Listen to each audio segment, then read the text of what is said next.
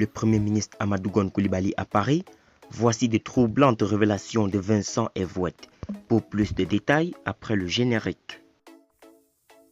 Avant de commencer, n'oubliez pas de vous abonner et d'activer la cloche de notification, car cela va vous permettre de ne plus manquer les prochaines vidéos.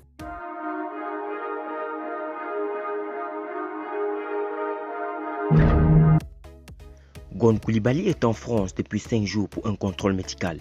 Mais pour le journaliste français Vincent Evouette, la présence du ministre ivoirien dans l'Hexagone, alors que la crise du Covid-19 bat son plein, est révélatrice de la gravité de son état de santé.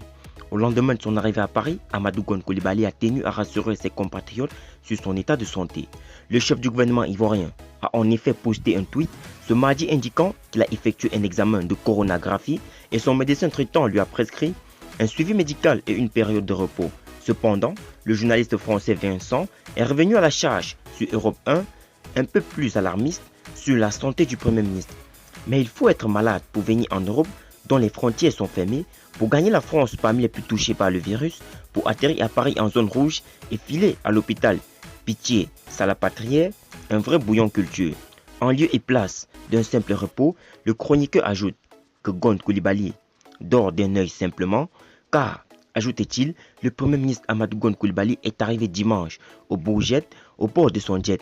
Il était fatigué et inquiet. Son cardiologue l'a rassuré et il l'a gardé en observation. Par ailleurs, Vincent ne voit pas la candidature de Gon Coulibaly à la présidentielle de 2020 d'un bon œil, surtout à cause de la fragilité de sa santé.